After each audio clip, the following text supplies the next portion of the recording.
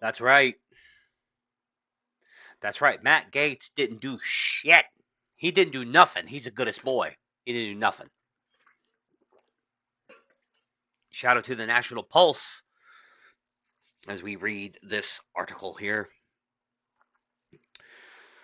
House ethics report finds insufficient evidence for Matt Gaetz' sex trafficking claims. This has been a thing that they have been trying to get Matt Gaetz on for a long time. It was BS when it started. It's BS now. And finally, we get a little vindication.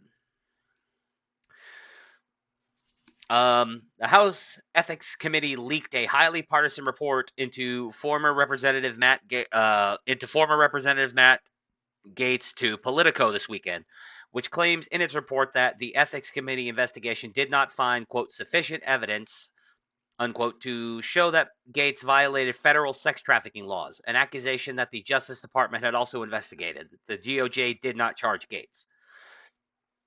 The report, instigated by former House Speaker Kevin McCarthy, as retribution for Gaetz removing him from his position, said there was, quote unquote, evidence that Gaetz had sex with a 17-year-old girl at a party in July 2017. Gaetz has repeatedly denied the allegations and blasted back against the leaked report. These claims would be destroyed in court, which is why they were never made in court against me. And that's true. They wouldn't have leaked this out. This would have been, they would have just charged him.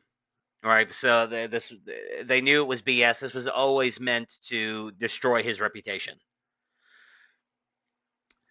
The 37-page report claims the committee concluded there was substantial evidence that Representative Gaetz violated House rules, state and federal laws, and other standards of conduct prohibiting prostitution, statutory rape, illicit drug use, acceptance of impermissible gifts, the provision of special favors and privileges, or an obstruction of Congress.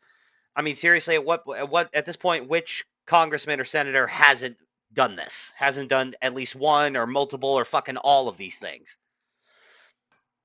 Nancy Pelosi and her insider trading. Hello. But the report and its committee are viewed in MAGA world as even less legitimate than the unconstitutional January 6th committee, especially given its ranking member's proximity to former Speaker McCarthy. Gaetz himself has took to X on Monday morning to shred the claims. Quoting Matt Gaetz from X now. Giving funds to someone you were dating that they didn't ask for and that isn't charged for sex is now prostitution, quote, or a question mark. There is a reason they did this to me in a Christmas Eve report and not in a courtroom of any kind where I could present, a courtroom of any kind where I could present evidence and challenge witnesses. This is testimony from one of the alleged prostitutes that you won't see in the report. So it wasn't that the amounts charged did not depend on how attractive a guy was. Is that fair to say, Miss Wolf? Miss Wolf. I never charged anyone anything. Like I said, it was just given. Okay. Question or a Q. I'm not sure her Q is. And it wasn't spoke about.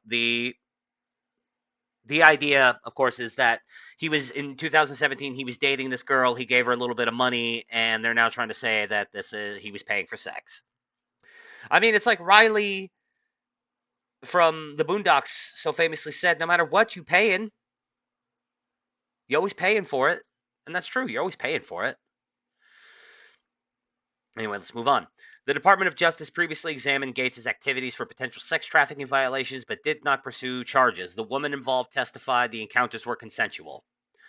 Gaetz resigned from Congress in November and later attempted to block the report's release, arguing that his status as a private citizen should exempt him from the committee's jurisdiction. Nevertheless, the House Ethics Committee decided to leak the findings to the media in an attempt to stop Gaetz from taking a job in the incoming Trump administration and assisting in the ongoing efforts to drain the Washington, D.C. swamp. Yeah, that was part of it. That's part of the reason why he stepped down, because they, leaked this out. But the real reason, obviously, was the fact that he wasn't going to get confirmed.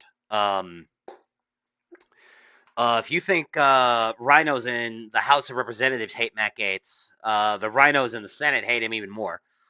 Like Mitch McConnell and all these guys are never gonna vote to confirm Matt Gaetz for Attorney General. And listen, when